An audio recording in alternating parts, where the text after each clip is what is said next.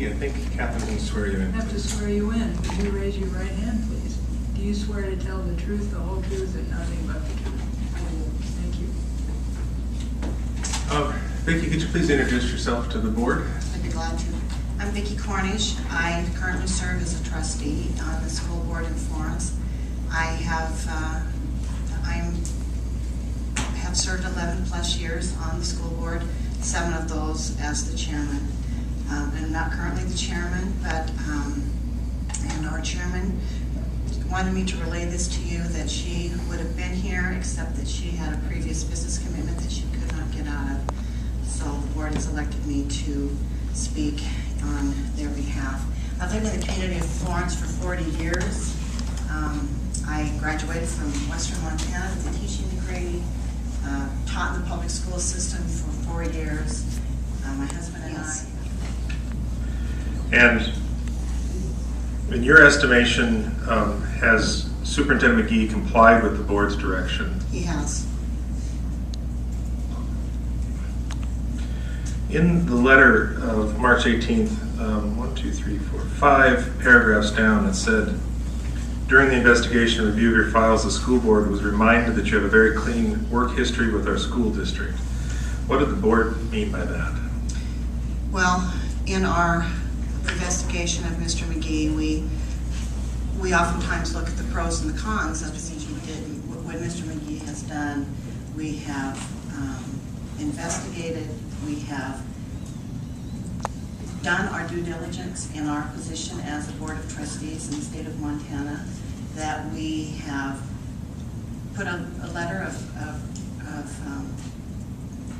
in his file professionally that will follow him as he goes, wherever he goes, that he was given a 2-week suspension, that he lost wages because of that, that he was asked to apologize to the individual that he plagiarized, that he go to the student staff. Basically, our referendum is going back over the same information that you have been receiving in the last 2 hours. I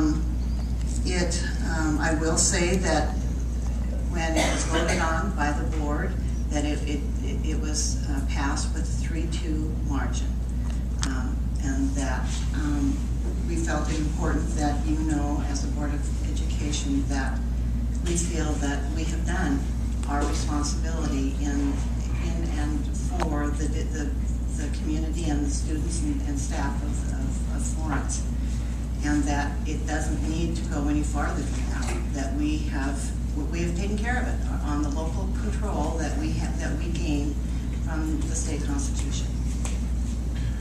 And I don't counsel the board of trustees, but I might suggest that the board submit it to the Board of Public Ed as public comment. Okay. And I guess I would advise the board that public comment is really not a valid piece of evidence that should inform your decision. You've heard what the board did and can take that into consideration. What various individuals did by way of a vote could be considered to be hearsay and not subject to cross-examination. And also, I think there's a question here about relevance. You know what the board did on the local level, but now we're here at the statewide level looking at a licensure issue. So with that caveat, I guess I recommend that you again have 3 options: to deny the admission of this document and deem it as public comment, but public comment which you can't take into consideration because it's flawed evidence for the purposes of this hearing, or you could decide to admit it, but strictly limiting its weight and importance to the fact that it happened, but you're not accepting it for the truth of what's contained in the document. If that makes any sense. So it's your decision whether you want on. Are you putting this in, you want to put this in the record as far as a piece of evidence?